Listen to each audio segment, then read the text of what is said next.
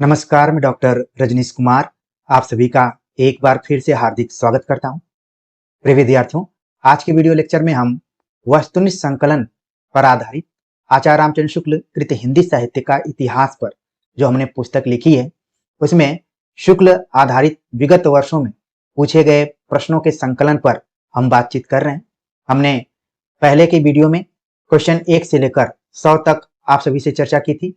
आज के video lecture में हम क्वेश्चन नंबर 101 से लेकर 153 तक आप सभी से चर्चा करेंगे। इस उम्मीद से चर्चा करेंगे कि जो भी विद्यार्थी आचार्य रामचंद्र शुक्ल कृत हिंदी साहित्य का इतिहास वस्तुनिष्ठ संकलन प्रथम संस्करण अपने पास रखे होंगे, तो उनके मन में किसी भी तरीके का कोई संदेह, कोई शंका या फिर मनोबल को कम करने वाली बात न आए कि वो सभी इन महत्वपूर्ण प्रश्नों से वंचित रह जा रहे हैं। तो हमने आप सभी के साथ सहयोगात्मक रवैया को अपनाते हुए इसके प्रमुख प्रश्नों पर हम चर्चा कर रहे हैं, ताकि जो 204 प्रश्न हमने अलग से जोड़े हैं वो आप कवर कर लें। तो चलते हम बात करते हैं आज के पहले क्वेश्चन यानी 101वें प्रश्न से शुरू करते हैं। प्रश्न पर हम बातचीत करें इसके पहले एक चीज आपको ध्यान में रखना है कि इस पुस्तक में यानी कि विगत वर्षों में जो भी प्रश्नों का हमने संकलन किया है, हिंदी पट्टी में जितने भी एग्जाम हुए थे, प्रवक्ता, असिस्टेंट प्रोफेसर, सभी के प्रश्नों को एक जगह रखा। यूजीसी नेट के सवाल भी आपको यहाँ पर देखने को मिलेंगे। उस समय मिलेंगे जब तमाम विशेषज्ञों ने इस बात को साबित कर दिया कि बदलते हुए पैटर्न में आचार्य रामचंद्र शुक्ल उतने प्रासंगिक नहीं है, तब उनके दावे गलत हो जाते हैं। आज की प्रश्नोत्तरी में आप देखेंगे तमाम ऐसे प्रश्न हैं जो कि यूजीसी नेट में शुक्ल को आधार बनाते हुए पूछे गए हैं। तो न सिर्फ आप प्रश्नों के उत्तर को समझेंगे, बल्कि आपका एक दृष्टिकोण बनेगा, आपके अंदर एक आलोचनात्मक दृष्टि का विकास होगा। तो आज का जो पहला प्रश्न आप देख रहे हैं, पूछा गया कि आचार्य रामचंद्र शुक्ल के मत में छायावाद शब्द को किन दो अर्थों में समझना चाहिए। ऑप्शन दिया गया रहस्यवाद और अभिव्यंजनावाद, कलावाद और अभिव्यंजनावाद। इसके बाद जो ऑप्शन दिया गया है वो रहस्यवाद और काव्य शैली, काव्य शैली और कल्पना विधान, कल्पना विधान और रहस्यवाद। कुल 5 ऑप्शन दिए गए हैं। इसमें जो सही जवाब है ऑप्शन सी है कि आचार्य रामचंद्र शुक्ल ने छायावाद को 2 अर्थों में प्रयुक्त किया है। पहला जो अर्थ है उसको रहस्यवाद से जोड़ा और दूसरा जो अर्थ है उसको काव्य शैली से जोड़ा है। ठीक है, तो इन दोनों चीजों को आप जरूर ध्यान में रखिए। अगला प्रश्न है, आचार्य रामचंद्र शुक्ल ने अपने से पूर्व साहित्य इतिहास लेखन के प्रयास में लिखे गए ग्रंथों को क्या कहा है। खोज रिपोर्ट, संक्षिप्त नोट, इतिहास, कविवृत्त संग्रह, विचार श्रृंखलाबद्ध इतिहास। क्या कहा है? जब आप हमारे साथ लाइन बाय लाइन आचार्य रामचंद्र शुक्ल को पढ़े होंगे तो आपके दिमाग में वो बात जरूर बैठ गई होगी कि ऑप्शन डी इसका सही जवाब है, कविवृत्त संग्रह। इन्होंने कविवृत्त संग्रह को 2 तरीके से, एक है भारी कविवृत्त संग्रह और एक है बड़ा भारी कविवृत्त संग्रह। तो शुक्ल जी ने अपने से पूर्व जितने भी साहित्य इतिहास लेखन के प्रयास किए गए थे उनको कविवृत्त संग्रह नाम से संबोधित किया है, यानी कि केवल कवियों का जीवन परिचय दिया गया है और उनकी रचनाओं का संकलन किया गया है। उसमें न कोई इतिहास दृष्टि है न ही आलोचना दृष्टि है। आप देख रहे हैं कि किस तरीके से एक लाइन में, एक शब्द में आचार्य रामचंद्र शुक्ल ने अपने पूर्ववर्ती इतिहास ग्रंथों को खारिज कर दिया। अगला जो प्रश्न है, कविता क्या है निबंध में भाव सबलता के उदाहरण के लिए किसका पद उद्धृत है। देव, मंडन, मतिराम, भिखारीदास या फिर केशव। तो जो भी विद्यार्थी कविता क्या है निबंध अच्छे से पढ़े होंगे वो तुरंत यहाँ पर बता सकते हैं कि इसका उत्तर क्या होगा। सही जवाब है ऑप्शन सी, मतिराम। मतिराम के पदों का उल्लेख करते हुए आचार्य रामचंद्र शुक्ल ने भाव सबलता का उदाहरण दिया हुआ है। अगला प्रश्न है, काफी महत्वपूर्ण और चर्चित प्रश्न है। पूछा गया कविता क्या है के अनुसार कविता की आयु बढ़ती है। अलंकार से, मूर्त विधान से, अर्थ ग्रहण से, नाद सौंदर्य से। तो आपने एक वाक्य पढ़ा हुआ कि नाद सौंदर्य से कविता की आयु बढ़ती है। सही जवाब हो गया ऑप्शन डी, जो कि आचार्य रामचंद्र शुक्ल का कथन है। देखिए यहाँ से सवाल एक और पूछा जा सकता है कि किसका कथन है कि नाद सौंदर्य से कविता की आयु बढ़ती है। ठीक है, इसको हटा दिया जाएगा और शुक्ल जी लिख दिया जाएगा। तो ध्यान रखिए कि एक कथन के तौर पर भी सवाल पूछा जा सकता है। अगला प्रश्न है, निम्नलिखित में से कौन सी मान्यता आचार्य रामचंद्र शुक्ल की नहीं है? भाव योग कर्मयोग के समकक्ष है, प्रकृति भी भाव का आलंबन हो सकती है, अलंकार कविता के लिए अनिवार्य नहीं, वक्रोक्ति को भावानुमोदित होना चाहिए, सब कुछ में मिलावट है, सब कुछ अविशुद्ध है। कौन सी ऐसी मान्यता है जो आचार्य रामचंद्र शुक्ल की नहीं है? सही जवाब हो गया ऑप्शन ई, सब कुछ में मिलावट है, सब कुछ अविशुद्ध है। ये आचार्य रामचंद्र शुक्ल की मान्यता नहीं है। अगला प्रश्न है, आचार्य रामचंद्र शुक्ल ने किसके काव्य का विवेचन करते हुए चकपकाहट शब्द का प्रयोग किया है? जयसी, कबीरदास, घनानंद, बिहारी, सूरदास। तो ये चकपकाहट एक तरीके से ये भी भाव है। जैसे आपने पढ़ा होगा कि छल संचारी भाव का प्रयोग किसी कवि ने किया है। हमारा जो संकेत है आप समझ गए होंगे कि वो फला कवि कौन है। हम चाहते हैं कि हर एक चीज न लिखें, वो आपके दिमाग में तुरंत छप जाए। तो जैसे छल संचारी भाव की खोज किसी कवि ने की थी, हमने संकेत तौर पर उसका नाम लिख दिया है, लेकिन उसी तरीके से चकपकाहट शब्द का प्रयोग आचार्य रामचंद्र शुक्ल ने किया है। किसके संदर्भ में किया है? सही जवाब हो गया ऑप्शन ई, सूरदास। जब आप भ्रमर गीत सार पढ़ेंगे तो चकपकाहट संचारी भाव का उल्लेख आचार्य रामचंद्र शुक्ल ने किया है। प्रिय विद्यार्थियों, यह प्रश्न दूसरे रूप में भी पूछा जा सकता है। पूछा जा सकता है कि चकपकाहट संचारी भाव का उल्लेख किसने किया है? तब विकल्प में रामचंद्र शुक्ल आ जाएंगे। आप देख रहे हैं कि न सिर्फ प्रश्न को हमें प्रश्न की तरह पढ़ना है, बल्कि उसमें से कोई नया तथ्य खोज कर निकालना है। सही मायने में जब हम रिवीजन करते हैं तो इसी प्रोसेस को अपनाना चाहिए। ठीक है, आगे बात करते हैं। अगला जो प्रश्न है, आचार्य रामचंद्र शुक्ल ने अभिव्यंजनावाद का विरोध किया, यह पश्चिमी सिद्धांत है, आत्मिक आनंद की प्रक्रिया है, संगीत से संबंधित है, या फिर कला रचना के अनेक स्तर मानता है, कलावाद को बढ़ावा देता है। तो आचार्य रामचंद्र शुक्ल ने क्यों अभिव्यंजनावाद का विरोध किया है और इसकी तुलना उन्होंने वक्रोक्ति से किया है? आपको याद आ गया होगा।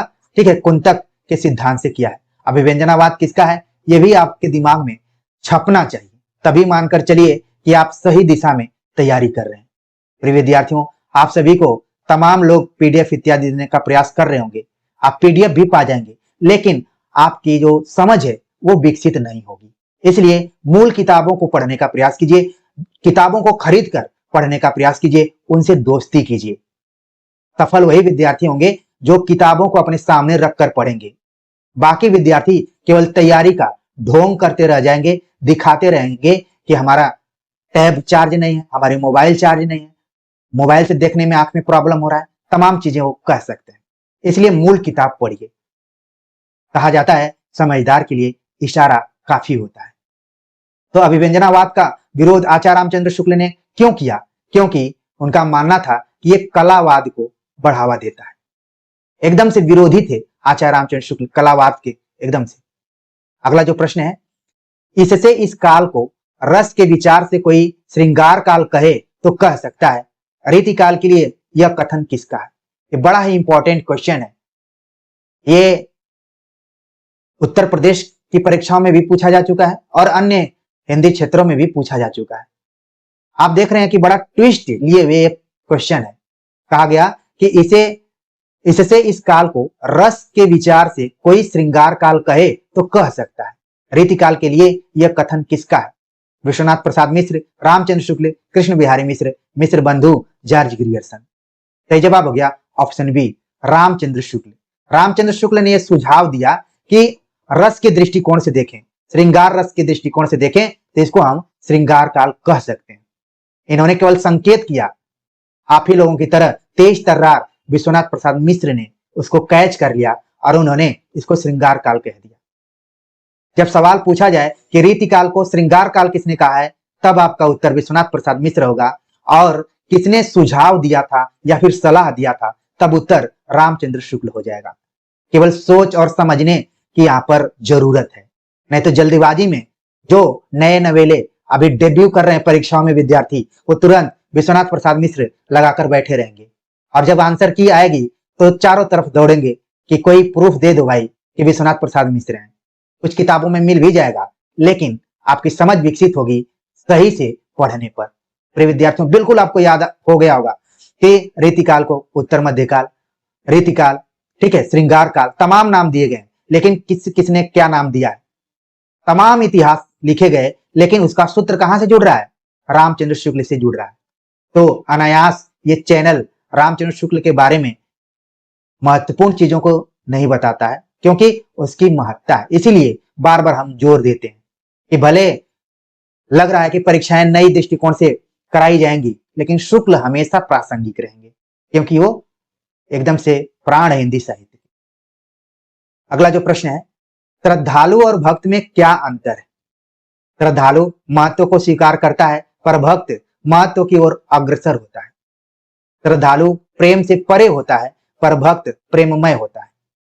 श्रद्धालु कृपालु होता है, पर भक्त कृपा रहित होता है। श्रद्धालु संसार से जुड़ा होता है, पर भक्त भगवान से जुड़ा होता है। तमाम बातें यहाँ पर कही गई और हमें बताना है कि आखिरकार इसका सही जवाब क्या हो सकता है। आप सभी भी अपना दिमाग यहाँ पर दौड़ा रहे होंगे और आप सही जवाब तक पहुंच गए हैं। ऑप्शन ए इसका सही जवाब है। श्रद्धालु महत्व को स्वीकार करता है, पर भक्त महत्व की ओर अग्रसर होता है। एक महत्व को स्वीकारना बहुत बड़ी बात है और महत्व की ओर अग्रसर होना। आप देख रहे हैं कि भक्त और श्रद्धालु दोनों में थोड़ा सा अंतर करने की कोशिश आचार्य रामचंद्र शुक्ल ने अपने निबंध में किया। सही जवाब हो गया ऑप्शन ए। अगला प्रश्न, चिरपरिचित प्रश्न, भक्ति किसका नाम है? श्रद्धा और प्रेम के योग का नाम भक्ति है। इंद्रियों से परे प्रेम भक्ति है। आसक्ति रहित प्रेम भक्ति है। मन का उन्मुखीकरण भक्ति है। तमाम ऑप्शन दिए गए, आप सही जवाब तक पहुंच रहे होंगे। ऑप्शन ए इसका सही जवाब है। श्रद्धा और प्रेम के योग का नाम भक्ति है, यानी कि SP बराबर B। आप इसको इस तरीके से बॉक्स बनाकर नोट कर लीजिए, यानी कि श्रद्धा प्लस प्रेम बराबर भक्ति। ये तीनों आप देख रहे हैं कि भाव हैं, श्रद्धा, प्रेम और भक्ति। जैसे जब आप किसी के गुण से प्रभावित होते हैं तो आप उसके प्रति श्रद्धा रखते हैं।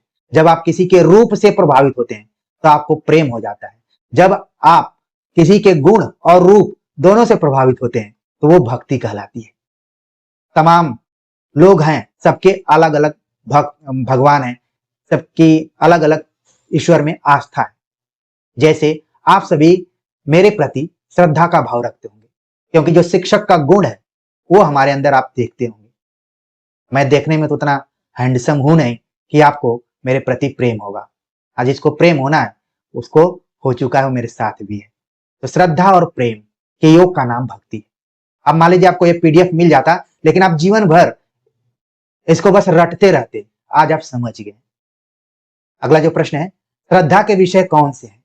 शील, प्रतिभा और साधन संपत्ति, प्रेम और भक्ति, गुण, क्रिया और रागात्मिकता, प्रतिभा, प्रेम और विनय। तो श्रद्धा के विषय के बारे में आचार्य रामचंद्र शुक्ल ने श्रद्धा भक्ति निबंध में पूरी चर्चा की है। सही जवाब हो गया ऑप्शन ए, शील, प्रतिभा और साधन। 3 विषयों के तरफ ध्यान आकर्षित किया है। ये भी कई बार परीक्षा में पूछा जाता है। अभी तो केवल श्रद्धा के विषय के रूप में पूछा गया। सवाल पूछा जा सकता है, इनको ABCD में बदल दिया जा सकता है। एक और ऑप्शन बना के पूछा जा सकता है कि श्रद्धा के विषय में कौन नहीं है। इस तरीके से भी सवाल पूछा जा सकता है। अगला प्रश्न है, पाप का फल छिपाने वाला पाप छिपाने वाले से अधिक अपराधी है, पर ऐसे बहुत से लोग होते हैं जो किसी का घर जलाते हाथ जलता है तो कहते हैं कि होम करते हाथ जला। उक्त पंक्ति के लेखक व रचना शीर्षक का उल्लेख कीजिए। सही जवाब है ऑप्शन डी, आचार्य रामचंद्र शुक्ल, श्रद्धा भक्ति। तो आप देखेंगे श्रद्धा भक्ति इतना महत्वपूर्ण निबंध है कि उसमें मनुष्य के जितने भी भाव हैं, संचारी भाव हैं, सबका बड़ा ही मनोविश्लेषणात्मक तरीके से आचार्य रामचंद्र शुक्ल ने मूल्यांकन किया है। इसीलिए चिंतामणि भाग 1 को मनोविकारों से संग्रहित निबंध के रूप में हम जानते हैं। अगला प्रश्न है, हृदय को प्रकृति दशा में कौन लाती है और जगत के बीच क्रमशः उसका अधिकाधिक प्रसार करती हुई उसे मनुष्यत्व की उच्च भूमि पर ले जाती है? प्रेम, सरणी, वनिता, सरिता, कविता। तो मनुष्यत्व की उच्च भूमि पर कौन ले जाती है? वो है कविता। सही जवाब हो गया ऑप्शन डी। अगला प्रश्न है, आचार्य रामचंद्र शुक्ल के अनुसार साधारणीकरण किसका होता है? यह भी क्वेश्चन आपने खूब देखा होगा कि आलंबनत्व धर्म का साधारणीकरण होता है। देखने में तो लग रहा है कि काव्य शास्त्र का है, लेकिन प्रिय विद्यार्थियों यह सवाल पूछा कहां से जा रहा है? यह सवाल आचार्य रामचंद्र शुक्ल से पूछा जा रहा है, तो पूरे ऑप्शन को पढ़ने की जरूरत ही नहीं है। सही जवाब हो गया ऑप्शन सी, आलंबन धर्म का साधारणीकरण होता है रामचंद्र शुक्ल के अनुसार। अगला प्रश्न है, भ्रमर गीत सुर सागर के भीतर का एक सार तत्व है, यह कथन किसका है? सही जवाब हो गया ऑप्शन सी, आचार्य रामचंद्र शुक्ल। अगला प्रश्न है, भक्ति रस का पूर्ण परिपाक जैसा विनय पत्रिका में देखा जाता है वैसा अन्यत्र नहीं, यह कथन किसका है? सही जवाब हो गया ऑप्शन बी, आचार्य रामचंद्र शुक्ल। आचार्य रामचंद्र शुक्ल के अनुसार श्रद्धा के प्रकार है, प्रतिभा, शील और साधन, प्रेम, दृढ़ता और साधन, सौंदर्य, अनुभव और शील, प्रतिभा, प्रेम और साहस। प्रिय विद्यार्थियों, न जाने क्यों संयोगवश ये दोनों प्रश्न एक ही जगह पर आप देख रहे हैं। एक प्रश्न 111 पर उसी हिसाब से पूछा गया और एक प्रश्न 117 पर है। आप देख रहे हैं विकल्पों में बस कुछ अंतर है, लेकिन उसका उत्तर सेम टू सेम है। सही जवाब हो गया ऑप्शन ए, प्रतिभा, शील और साधन। अगला प्रश्न है, शुक्ल जी के अनुसार दुख के वर्ग में जो स्थान भय का है वही स्थान आनंद वर्ग में है, उत्साह का, प्रेम का, साहस का, भक्ति का।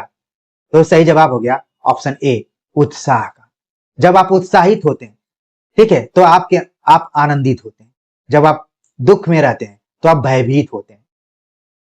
भय का संबंध किससे है? वो दुख से है। और आनंद का संबंध किससे है? वो है उत्साह से। प्रिय विद्यार्थियों, पढ़ने के लिए भी दुख की जरूरत नहीं है, भय की जरूरत नहीं है। बहुत सारे विद्यार्थी कमेंट करते हैं कि सर एग्जाम डेट आ गया है, बहुत डर लग रहा है। किस चीज का डर? आपके अंदर तो उत्साह का भाव होना चाहिए, आपको आनंदित होना चाहिए कि अगर थोड़ा सा मेहनत कर लेंगे तो हम भी इस स्वार्थी समाज में अपने को सफल घोषित करेंगे और फिर तमाम संबंधों को लेकर ढोने का प्रयास करेंगे कि फला जो असिस्टेंट प्रोफेसर हुए हैं, ढेका जो शिक्षक हुए हैं, ये मेरे मौसी के लड़के हैं, मेरे मामा के लड़के हैं, मेरे बुआ के लड़के हैं। संबंध तो सफल लोगों के साथ ही जुड़ता है, असफल तो सड़कों पर घूमते हैं, कोई नहीं पूछता है। तो आपको उत्साहित होना चाहिए कि हमें एक मौका मिल रहा है। अगला प्रश्न है, आचार्य रामचंद्र शुक्ल रीतिकाल का प्रथम आचार्य किसे मानते हैं? यह प्रश्न भी कई बार रिपीट हो चुका है। सही जवाब है ऑप्शन डी, चिंतामणि को। अगला प्रश्न है, रामचंद्र शुक्ल ने पद्माकर की भाव मूर्ति विधायनी कल्पना की प्रशंसा क्यों की है?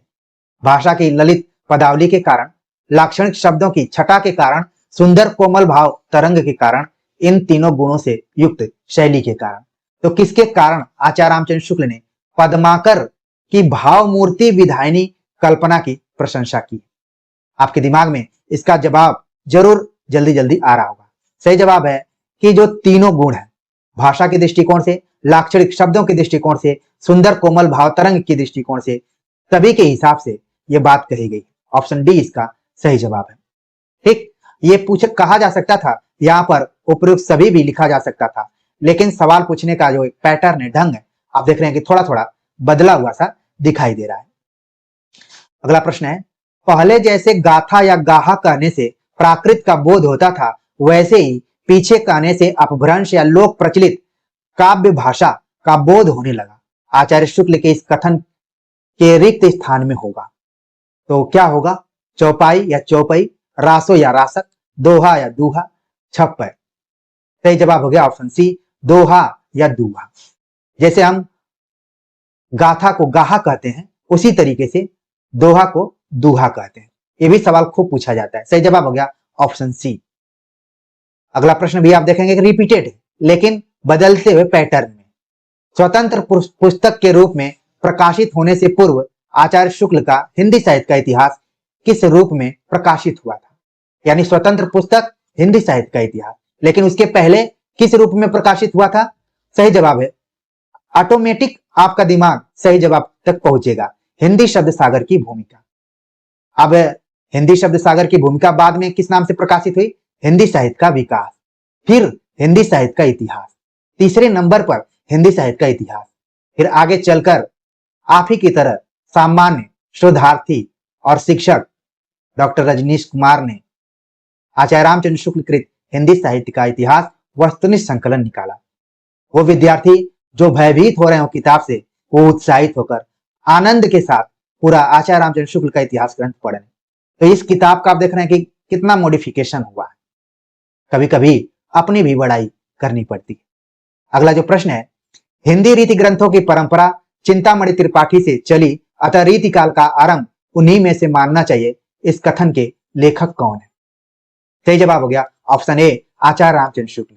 अब तो मुझे लगता है कि ये प्रश्न अगर आपके एग्जाम में आ जाए तो बस आपको सावधानी रखना पड़ेगा रंगने में, नहीं तो अति उत्साह में आप कुछ का कुछ रंग देंगे और आपका मुंह बन जाएगा। कोशिश कीजिए कि रिपीटेड क्वेश्चन गलत ना हो, कहने का मतलब यही है। अगला प्रश्न है, आचार्य शुक्ल ने आधुनिक काल की सबसे प्रधान साहित्यिक घटना किसे माना है? कहानी का विकास, काव्य विषय में परिवर्तन, अनेक साहित्यिक विधाओं का विकास, गद्य का आविर्भाव। सही जवाब हो गया ऑप्शन डी, गद्य का आविर्भाव। सही जवाब हो गया ऑप्शन डी। यानी कि आधुनिक काल की सबसे चमत्कृत कर देने वाली या फिर प्रधान साहित्यिक घटना थी वो गद्य का आविर्भाव था। इसके पहले आप देखेंगे कि आदिकाल से लेकर रीतिकाल तक पूरा पद्य का दबदबा था, लेकिन जैसे ही आधुनिक काल की शुरुआत होती है, गद्य विधाएं लिखी जाने लगती हैं, उनका रूप दिखाई देने लगता है। यात्रावृत्ति, कहानी, निबंध, संस्मरण, पत्र पत्रिकाओं का संपादन, यानी गद्य का धीरे धीरे विकास हुआ। अगला प्रश्न है, आध्यात्मिक रंग के चश्मे आजकल बहुत सस्ते हो गए। ये जो कथन हम पढ़ रहे हैं आपके दिमाग में तुरंत आने लगा होगा कि आचार्य रामचंद्र शुक्ल का है, लेकिन यहां पर सवाल चेंज किया गया कि शुक्ल जी के उक्त कथन का आशय क्या है। पहले यही सवाल पूछा जाता था जो कि बहुत कठिन हुआ करता था कि ये किसका है, आध्यात्मिक रंग के चश्मे आजकल बहुत सस्ते हो गए। वैसे ही विद्यापति के इन पदों को भी यहां तक सवाल पूछा जाता था। अब क्वेश्चन में ही बता दिया गया कि शुक्ल जी का है, लेकिन इस कथन का आशय क्या है? आशय वही विद्यार्थी बता पाएंगे जो सही मायने में हिंदी साहित्य का इतिहास बढ़िया से समझे रहेंगे। तो क्या इसका मतलब है कि विद्यापति के पदों को आध्यात्मिक चश्मे से देखना चाहिए? विद्यापति के पदों और गीत गोविंद में भाव साम्य नहीं है। विद्यापति के पद अधिकतम श्रृंगार के ही हैं। विद्यापति के पदों की रचना भक्ति की दृष्टि से की गई है। तो शुक्ल जी का यह कथन था कि विद्यापति भक्त नहीं थे बल्कि श्रृंगारी थे। श्रृंगार के दृष्टिकोण से उन्होंने कहा कि यहाँ तो पदावली उन्होंने राधा कृष्ण को माध्यम बनाते हुए लिखा है, वो भक्ति नहीं है बल्कि एक तरीके से सौंदर्य का वर्णन किया। आगे चलकर बच्चन सिंह ने अपरूप सौंदर्य का कवि विद्यापति को घोषित किया। तो देख रहे हैं लिंक एक दूसरे से जुड़ा हुआ है। प्रिय विद्यार्थियों, मैंने कितनी बार आपसे भी कहा कि आचार्य रामचंद्र शुक्ल को आपको पढ़ना बहुत ज्यादा जरूरी है। शायद मैं इकलौता इस तरीके का शिक्षक हूंगा जो कि बार बार इस पर जोर देता हूंगा कि आप मूल किताबों को पढ़िए, शुक्ल जी की मूल किताबों को पढ़िए। नहीं पढ़ पा रहे हैं तो उन 91 वीडियोज को देखिए, प्रैक्टिस सेट को देखिए, फिर आप अपने आप रामचंद्र शुक्ल के परवर्ती जितने भी इतिहास ग्रंथ हैं सबको समझना शुरू कर देंगे। और समझने के बाद जब आप शिक्षक के रूप में कक्षा में जाएंगे तो विद्यार्थी आपको छोड़ेंगे ही नहीं, बोलते रहेंगे सर पढ़ाते रहिए पढ़ाते रहिए। हमें दुख भय नहीं बल्कि आनंद और उत्साह का भाव हमारे अंदर जागृत हो रहा है। अगला प्रश्न है, इनकी उक्तियां ऐसी लुभावनी हुई कि बिहारी आदि परवर्ती कवि भी उनमें से बहुतों का अपहरण करने का लोग न रोक सके। आचार्य शुक्ल की यह उक्ति किस कवि के विषय में? अपहरण वैसे आप देखेंगे जब किसी को धोखे से चुरा लिया जाता है, जैसे कि रावण ने सीता के साथ किया था, लेकिन यहां पर कहने की जो शैली आप देख रहे हैं, रामचंद्र शुक्ल कई बार कहते कहते उनके ऊपर भी ऐसा लगता है कि कवियों का प्रभाव दिखलाई पड़ने लगता है, जिसमें कि लाक्षणिकता, शब्द शक्तियों को आपने पढ़ा होगा। शुक्ल जी भी अपनी पंक्तियों में लाक्षणिकता और व्यंजना शब्द शक्ति का प्रयोग करना शुरू कर देते हैं। और उन्होंने यही बात कहा कि बाद के जितने भी कवि थे वो एक खास कवि की उक्तियों को भी अपने में समावेश करने लगे, बल्कि चोरी से उसको प्रयोग करने लगे। वो कवि कौन है? ऑप्शन दिया गया तुलसी, रहीम, कबीर, वृंद। सही जवाब हो गया ऑप्शन बी, रहीम। ठीक है। अगला प्रश्न है, किसी कवि का यश उसकी रचनाओं के परिमाण के हिसाब से नहीं होता है बल्कि गुण के हिसाब से होता है। शुक्ल जी का यह कथन किस रीतिकालीन कवि के संबंध में है? सेनापति पद्माकर बिहारी भूषण। कितनी अच्छी लाइन है। पहले लाइन को आपको समझना पड़ेगा कि किसी कवि का यश उसकी रचनाओं के परिमाण के हिसाब से नहीं होता। कवि के स्थान पर आप शिक्षक रख सकते हैं, लेखक रख सकते हैं, कोई भी यहाँ पर शब्द आप रख सकते हैं और उसके यश से आप उसकी तुलना कर सकते हैं। आप देखेंगे कि बहुत लोग हजारों किताबें लिखते हैं लेकिन उतना चर्चित नहीं रहते हैं, लेकिन ढंग की अगर एक दो किताब लिख देते हैं तो भी वो अमर हो जाते हैं। जिसमें कि बिहारी का नाम आपने सुना होगा, बिहारी सतसई लिखकर ये अमर हो गए। इसी तरीके से कहानी के क्षेत्र में नाम आता है चंद्रधर शर्मा गुलेरी का, जिन्होंने सिर्फ 3 कहानियां लिखी और कहानी विधा में अमर हो गए। इसलिए जरूरी क्या है प्रिय विद्यार्थियों, जरूरी ये है कि आप दर दर इधर उधर किताबों के पीछे न भागिए, अपना एक बहुत ही ठोस नोट्स बनाइए। आपको किसी के अन्य नोट्स की जरूरत ही नहीं पड़ेगी, आप इधर उधर नहीं भागेंगे। मुझे याद आ रहा है कि किसी ने कमेंट किया था कि आप पीडीएफ नहीं देते हैं तो आपकी किताब का ही पीडीएफ बना देंगे। यहाँ तो डुप्लीकेसी बहुत सारी चीजें चल रही हैं, लेकिन जो पढ़ने वाले विद्यार्थी हैं, जो सही मायने में सफल होते हैं, वो मूल किताबों को ही पढ़ते हैं। इस चीज को ध्यान में रखिए। किताब तो किताब ही होती है। कहा जाता है ना, बाप बाप होता है और बेटा बेटा ही होता है। बेटा कितनी भी ऊंचाइयों पर चला जाएगा लेकिन बाप के सामने बाप ही होता है। ठीक है, तो इस चीज को आप ध्यान रखिए। मेरे कहने का मतलब मेन चीज पर फोकस कीजिए, आप अपना खुद का नोट्स बनाइए। तो ये बात किसके लिए कही गई? ऑप्शन सी है, बिहारी के लिए बात कही गई। ठीक, ऑप्शन सी इसका सही जवाब होगा। अगला प्रश्न है, उनकी विरह ताप की अत्युक्तियों में दूर की सूझ और नाजुक ख्याली बहुत कुछ फारसी की शैली है। शुक्ल जी का यह कथन किस कवि के विषय में? बहुत ही महत्वपूर्ण क्वेश्चन और कई बार विद्यार्थी कंफ्यूज होते हैं। इस शुक्ल जी ने किसके बारे में कहा? जयसी, बिहारी, सूरदास, घनानंद। तो इसका जो यहाँ पर सही जवाब है ऑप्शन बी, इसका सही जवाब है बिहारी। कवि बिहारी के बारे में ये बात कही हुई है शुक्ल जी ने। वैसे अगर आप पढ़कर नहीं जाएंगे तो आप जयसी को भी यहाँ पर लगा सकते हैं, घनानंद को भी। तीनों ऑप्शन बहुत तगड़े थे। सही जवाब हो गया ऑप्शन बी। अगला प्रश्न है, प्रेम मार्ग का ऐसा प्रवीण और धीर पथिक तथा जवादानी का ऐसा दावा रखने वाला ब्रज भाषा का दूसरा कवि नहीं हुआ। आचार्य शुक्ल का उक्त कथन किस रीतिकालीन कवि के विषय में है? यह क्वेश्चन ऑलरेडी एक बार और पूछा जा चुका है।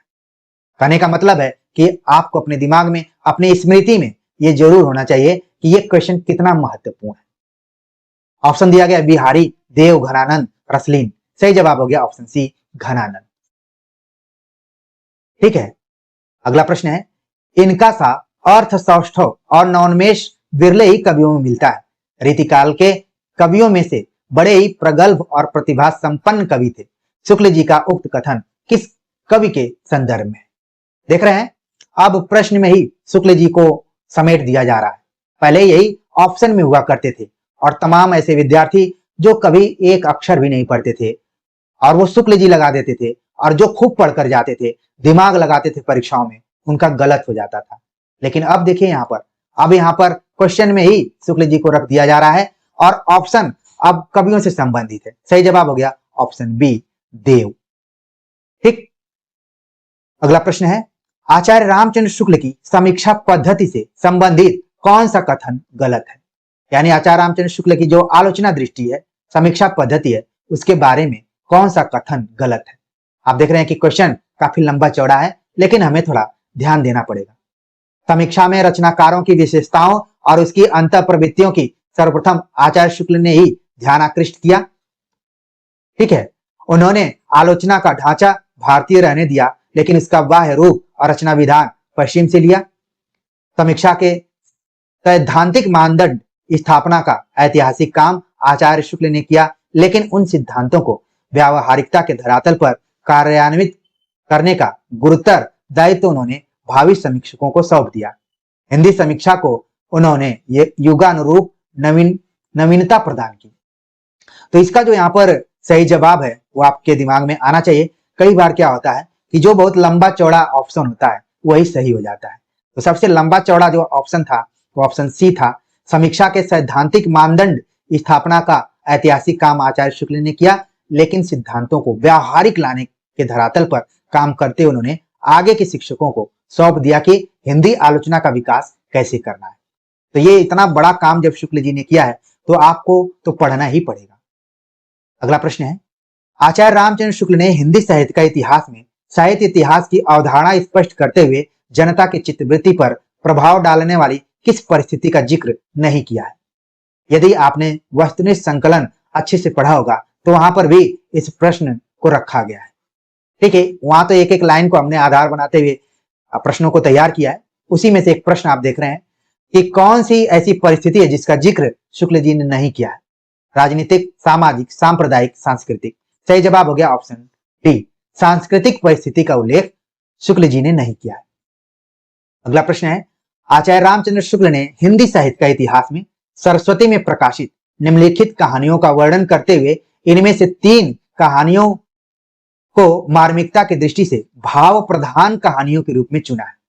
आप देख रहे हैं प्रश्न को कितना लंबा रूप दिया गया है, और ये आप प्रश्न तभी समझ पाएंगे जब आचार्य रामचंद्र शुक्ल कृत हिंदी साहित्य का इतिहास आधुनिक काल में जो कहानी, छोटी कहानी नाम से उनका एक छोटा सा चैप्टर है, उसको जब पढ़ेंगे तभी इस चीज को समझ पाएंगे। उन्होंने 3 भाव प्रधान कहानियों को कैटेगराइज किया। कौन कौन सी? इंदुमती किशोरीलाल गोस्वामी, प्लेग की चुड़ैल मास्टर भगवान दास, 11 वर्ष का समय रामचंद्र शुक्ल, पंडित और पंडितानी गिरिजा दत्त वाजपेयी, दुलाई वाली बंग महिला।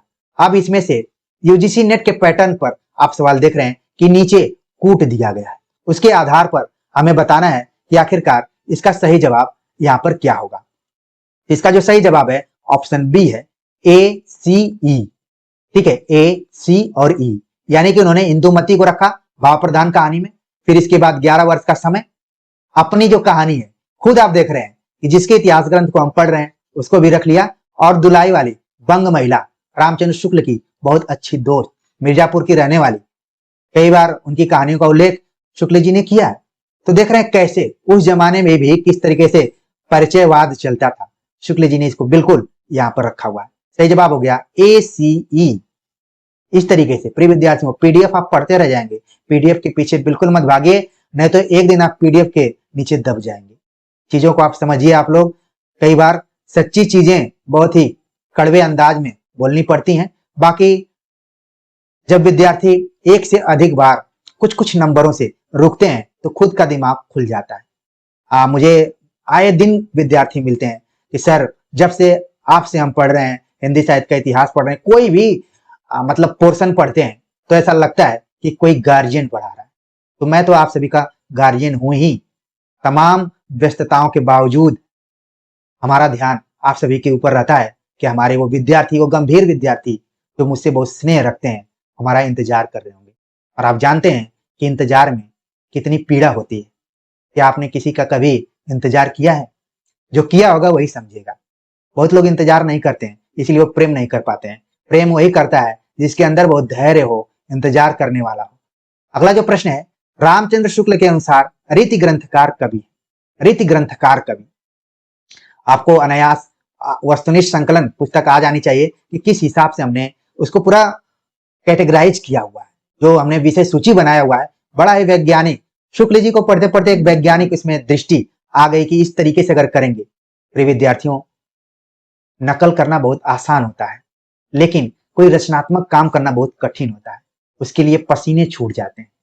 अब यही किताब आप सभी को बहुत बाएं हाथ की लगेगी, लेकिन जब हम क्वेश्चन को तैयार कर रहे थे तो बड़ा उसमें दिमाग लगाना पड़ता था कि क्या रखेंगे, कि आप वहां पर क्लैश कर जाएंगे, आप कंफ्यूज हो जाएंगे। लेकिन एक बार आपका कंफ्यूजन दूर हो जाएगा तो आप हमेशा के लिए अलर्ट रहेंगे कि ये चीज है, आप समझ जाएंगे।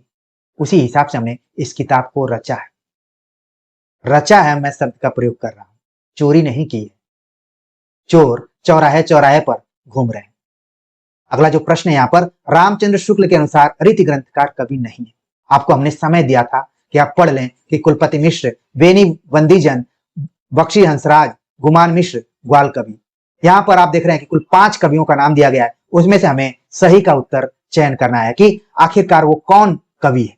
सही जवाब हो गया option B, A B E, यानी कि कुलपति मिश्र, इसके बाद बेनी बंदीजन और ग्वाल कवि। सही जवाब हो गया ऑप्शन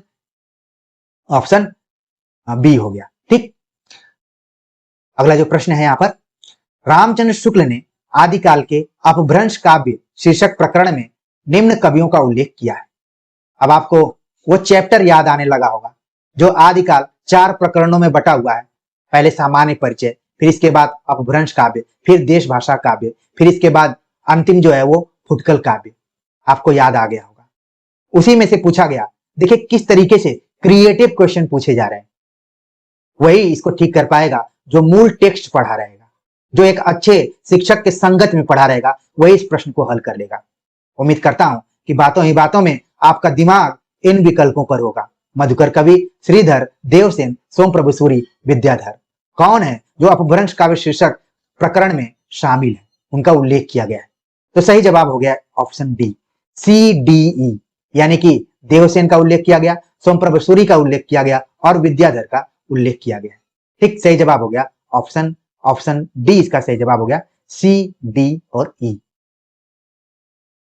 अगला प्रश्न है, रामचरितमानस के उत्तरकांड में उन्होंने ज्ञान की अपेक्षा भक्ति को कहीं अधिक सुसाध्य और आशु फलदायिनी कहा है। यह कथन किस इतिहासकार का है? सही जवाब हो गया ऑप्शन ए, रामचंद्र शुक्ल। लेकिन सवाल यहां पर पूछा जा सकता है, उन्होंने यानी कि इसमें कहीं ना कहीं तुलसीदास के तरफ संकेत किया गया। ठीक है, रामचरितमानस के उत्तरकांड में उन्होंने ज्ञान की अपेक्षा भक्ति को कहीं अधिक सुसाध्य और आशु फलदायिनी कहा। यह कथन तो शुक्ल जी का है, लेकिन संदर्भ किसका है? तुलसीदास के रामचरितमानस का। आप देख रहे हैं, यहां पर आप देख रहे हैं कि ज्ञान की अपेक्षा किस पर जोर दिया जा रहा है? भक्ति पर। और भक्ति का संबंध किससे है? हृदय से है। आप भक्ति दिमाग लगाकर नहीं करते हैं। ज्ञान का संबंध किससे है? बुद्धि से है। प्रिय विद्यार्थियों, अगर आप कामायनी पढ़े होंगे, वहां भी एक चीज आप देख रहे हैं। ठीक है, हमेशा ये चल रहा है। चाहे आप भ्रमर गीत सार पढ़ेंगे, वहां भी ज्ञान और बुद्धि की टकराहट है। तो कैसे एक ही समय में एक से अधिक रचनाएं जो एक ही विषय वस्तु पर लिखी गई। आप भक्ति काल में देखेंगे कि भ्रमर गीत, रामचरितमानस में भी कुछ कुछ वैसी चीजें। आप देखेंगे पद्मावत में भी कुछ वैसी चीजें। ठीक है, और निर्गुण संत कवियों को तो हमें पढ़ना ही पढ़ना है। तो इसका जो सही जवाब हो गया ऑप्शन ए हो गया। अगला प्रश्न है, संवत 1955 में उन्होंने उपन्यास मासिक पत्र निकाला और द्वितीय उत्थान काल के भीतर 65 छोटे बड़े उपन्यास लिखकर प्रकाशित किए। आचार्य शुक्ल का यह कथन किस उपन्यासकार के बारे में है? एक बार एमपीपीएससी असिस्टेंट प्रोफेसर का एग्जाम हुआ था, वहां पर यह सवाल पूछा गया था। सही जवाब है ऑप्शन बी, किशोरी लाल गोस्वामी, जिन्होंने उपन्यास नामक मासिक पत्र का संपादन किया था और छोटे बड़े 65 उपन्यासों को लिखा था। और संवत इसमें से अगर 57 आप घटा देंगे तो कुल मिलाकर जो ईस्वी में कन्वर्ट हो जाएगा। ठीक, तो 137 का जो सही जवाब है किशोरी लाल गोस्वामी। तो कई बार सवाल पूछा जाता है कि उपन्यास पत्र का संपादन किसने किया, तो किशोरी लाल गोस्वामी ने किया। और वो कैसा पत्र था? वो पत्र था मासिक था। और भी सवाल पूछा जा सकता है कि किशोरी लाल गोस्वामी ने कितने उपन्यासों को लिखा था? 65 उपन्यासों को लिखा था। ठीक है, अगला जो प्रश्न है यहाँ पर, किसी भाषा का साहित्य में व्यवहार न होना इस बात का प्रमाण नहीं है कि इस भाषा का अस्तित्व ही नहीं था। यह किस लेखक का है? सही जवाब हो गया ऑप्शन बी, रामचंद्र शुक्ल। अगला प्रश्न है, सिद्धों और नाथपंथी योगियों के चिंतन का विवेचन करते हुए यह किसने लिखा था कि उनकी रचनाओं का जीवन की स्वाभाविक सरणियों, अनुभूतियों और दशाओं से कोई संबंध नहीं था? सही जवाब हो गया ऑप्शन बी, आचार्य रामचंद्र शुक्ल। आप देख रहे हैं कितनी चीजों की बात की गई यहाँ पर, जीवन की स्वाभाविक सरणियों, अनुभूतियों और दशाओं का। ये आप देखेंगे ए, बी और सी विकल्प में भी पूछे जा सकते हैं। तो इसको समझना है कि सिद्धों और नाथों का मूल्यांकन करते हुए आचार्य रामचंद्र शुक्ल ने क्यों उन्हें केवल सांप्रदायिक शिक्षा मात्र का साहित्य जोड़ा, शुद्ध साहित्य की कोटि में उनको नहीं रखा। यही कारण कि जो मनुष्य जीवन है उससे उसका बहुत इंटरेक्शन नहीं हो पा रहा है, बहुत जुड़ाव नहीं हो पा रहा है, सीधा संबंध नहीं है। अगला प्रश्न है, नंददास के बारे में रामचंद्र शुक्ल के विचार है। नंददास के बारे में रामचंद्र शुक्ल के विचार क्या है? इनकी रचना भी बड़ी सरस और मधुर है। कृष्ण की रासलीला का अनुप्रासादी युक्त साहित्यिक भाषा में विस्तार के साथ वर्णन है। इनकी रचना राष्ट्र पंचाध्यायी सोरठा छंद में है। अनुप्रास और चुने हुए संस्कृत पद विन्यास आदि नंददास की कविता में नहीं पाए जाते। तो आप देख रहे हैं कि सी और डी तो ऑलरेडी यहाँ पर कट है।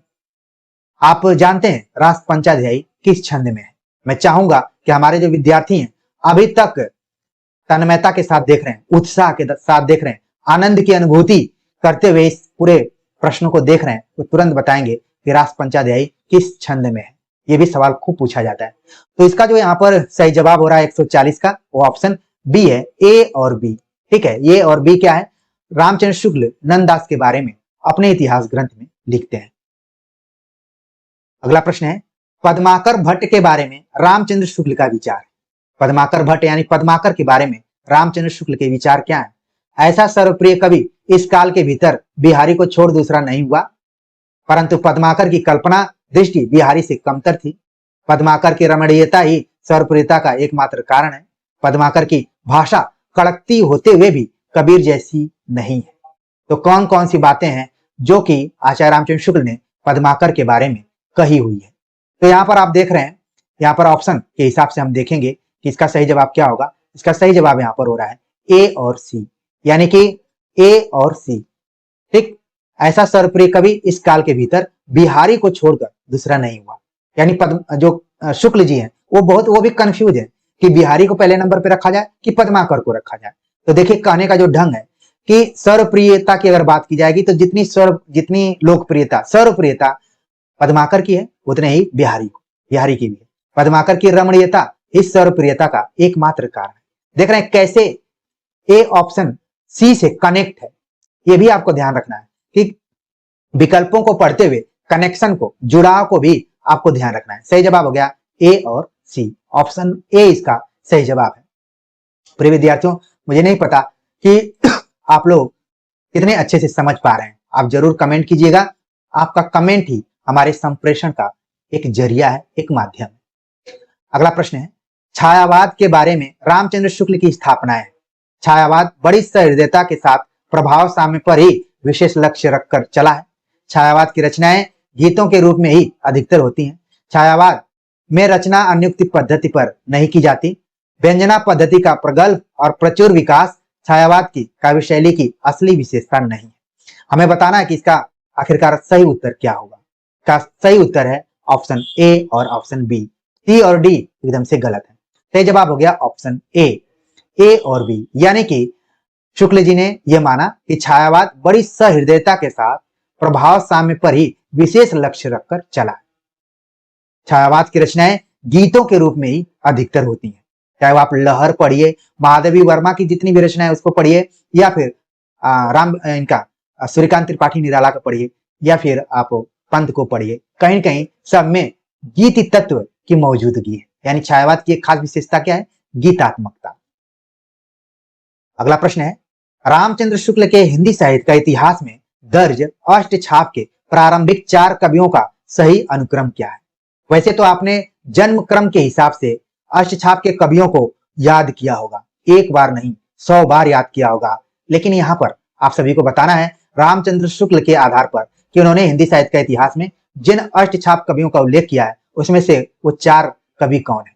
ऑप्शन दिया गया नंददास, सूरदास, परमानंद दास, कृष्णदास। तो इसका जो यहाँ पर सही जवाब हो रहा है, सही जवाब है ऑप्शन ए। सबसे पहले सूरदास, फिर इसके बाद नंददास। आप शुक्ल जी की किताब को सामने रख के देख सकते हैं। फिर इसके बाद कृष्णदास हैं, फिर परमानंद दास है। ये उनका क्रम है। यहाँ पर जन्म क्रम के हिसाब से नहीं, वर्णन के हिसाब से सवाल पूछा जा रहा है। देख रहे हैं बदलते हुए पैटर्न के आधार पर भी शुक्ल जी की कितनी प्रासंगिकता है। इस भले प्रश्न से आप समझ पा रहे होंगे। अगला प्रश्न है, शुद्ध प्रेम मार्गी सूफी कवियों की शाखा में सबसे प्रसिद्ध जायसी हुए, जिनकी पद्मावत हिंदी काव्य क्षेत्र में एक अद्भुत रत्न है। जायसी और उनकी पद्मावत के बारे में उपरोक्त मत किसका है? भला किसका हो सकता है? सही जवाब है ऑप्शन सी, रामचंद्र शुक्ल का। अगला प्रश्न है, हिंदी साहित्य का इतिहास रामचंद्र शुक्ल के आदिकाल के प्रारंभिक 4 प्रकरणों का सही अनुक्रम है। सही अनुक्रम है 4। हमने शुरू में बताया कि आदिकाल 4 प्रकरणों में बटा हुआ है, तो इसका सही अनुक्रम क्या है? अपभ्रंश काव्य, सामान्य, परिचय, फुटकर रचनाएं, या फिर देश भाषा काव्य। तो आप देख रहे हैं इसका जो यहाँ पर ऑप्शन होना चाहिए सबसे पहले तो सामान्य परिचय होना चाहिए, ठीक है। बी जिसमें सबसे पहले दिखाई दे रहा है वही इसका सही जवाब होगा। सही जवाब हो गया ऑप्शन बी, ठीक है। 145 का बी हो गया कि पहले सामान्य परिचय, फिर इसके बाद अपभ्रंश काव्य, फिर इसके बाद देश भाषा काव्य, फिर फुटकर रचनाएं या फिर फुटकल रचनाएं। जैसे कई बार क्या है कि हमने इस किताब की प्रूफ रीडिंग की है, लेकिन हमारे जो प्रकाशक हैं वो हिंदी के बहुत बड़े विद्वान अपने को समझते हैं। कई बार वो फुटकल को फुटकर उन्होंने कर दिया। फिर जब मैं उनको बताया कि जो शब्दावली उसी चीज को आप रखिए, कई बार लगता है ना कि यहाँ पर ये गलत होगा, तो लोग अपने से उसको सही कर देते हैं, जबकि चीजों को कई बार बताने के बाद भी यहाँ पर गड़बड़ी कर दी गई है। आप लोग समझ पा रहे होंगे, बहुत बड़ी ये समस्या नहीं है। अगला प्रश्न है, सूर्यकांत त्रिपाठी निराला के बारे में रामचंद्र शुक्ल की क्या स्थापना है? रामचंद्र शुक्ल सूर्यकांत त्रिपाठी निराला के बारे में क्या सोचते हैं, उनका क्या विचार है? निराला जी में बहु वस्तु स्पर्शनी प्रतिभा है। प्रसाद और पंत की तरह निराला में लाक्षणिक वैलक्षण्य की प्रवृत्ति है। निराला जी को सामाजिक बंधन पसंद थे। निराला जी पर बंग भाषा की काव्य शैली का प्रभाव है।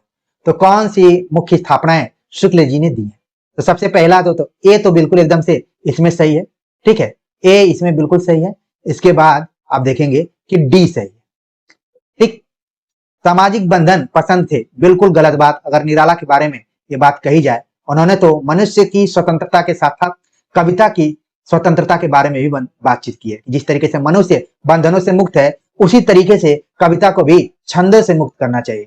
आपको वो प्रसंग याद आ गया होगा कि जब भी छंद मुक्त होने की, मुक्त छंद की बात की जाएगी, तो निराला की सबसे पहले चर्चा होगी। सही जवाब है ऑप्शन सी, ए और डी। अगला प्रश्न है, रामचंद्र शुक्ल के अनुसार इंशाअल्लाह खां ने अपनी भाषा को किस प्रकार के शब्दों से मुक्त रखने की प्रतिज्ञा नहीं की? बाहर की बोली, गवारी, भाखापन या तत्सम? सही जवाब हो गया इसका ऑप्शन डी हो गया कि तत्सम शब्दों से मुक्त रखने की प्रतिज्ञा नहीं की थी। सही जवाब हो गया ऑप्शन डी। अगला प्रश्न है, रामचंद्र शुक्ल के अनुसार शिव सिंह सरोज में गिनाए गए ग्रंथ हैं राम सतसई, कड़खा रामायण, दोहावली, कबित रामायण। एक तो रामचंद्र शुक्ल ने एक तरीके से आप देखेंगे तुलसीदास की 12 रचनाओं के बारे में बात की है। 7 बड़े ग्रंथ हैं और 5 छोटे ग्रंथ हैं, कुछ इस तरीके से है, ठीक है। मतलब 7 और 5 का ही कॉम्बिनेशन है। लेकिन शिव सिंह सरोज में शिव सिंह सेंगर इत्यादि ने भी रचनाओं का उल्लेख किया है। तो वो रामचंद्र शुक्ल ने किन रचनाओं का उल्लेख किया या फिर गिनाया है, ठीक है। तो इसका जो यहाँ पर सही जवाब हो रहा है ऑप्शन ए हो रहा है, ए और बी, यानी राम सतसई और कड़खा रामायण, ठीक। सही जवाब हो गया ए और बी। अगला प्रश्न है, किसी वस्तु के प्रत्यक्ष ज्ञान या भावना से हमारी सत्ता के क्रोध का जितना ही अधिक तिरोभाव और हमारे मन की उस वस्तु के रूप में जितनी ही पूर्ण परिणति होगी, उतनी ही बढ़ी हुई हमारी सौंदर्य की अनुभूति कही जाएगी। यह कथन किसका? इस कथन को आपको ध्यान रखना है कि रामचंद्र शुक्ल का यह कथन है। अगला प्रश्न है, तपय लाग अब जेठ अषाढ़ी, मोहि पीऊ बिनु छाजनी भई गाढ़ी, तन तिनौर भा झूरे खरी, भई बरखा दुख आगरी जरी। इस पूरे कड़वक में नागमती की वीर दशा के बारे में यह विचार किसका है? यह आशिक माशुकों का निर्लज्ज प्रलाप नहीं है, यह हिंदू गृहिणी की वीरवाणी है। इसका सात्विक, मर्यादापूर्ण, माधुरी मनोहर है। ये बात किसने माना हुआ है? सही जवाब हो गया ऑप्शन बी। तो देख रहे हैं कि बहुत सारे ऐसे प्रश्न हैं जो कि आचार्य रामचंद्र शुक्ल के अन्य आलोचनात्मक ग्रंथों से है, जैसे त्रिवेणी या फिर चिंतामणि भाग 1 और 2, जितने भी निबंध हैं उनके, वहां से भी सवाल पूछे गए, या फिर जायसी ग्रंथावली की भूमिका। अगला प्रश्न है, महादेवी वर्मा के संबंध में रामचंद्र शुक्ल की क्या स्थापना है? महादेवी के गीतों का मूलाधार मिलन सुख है।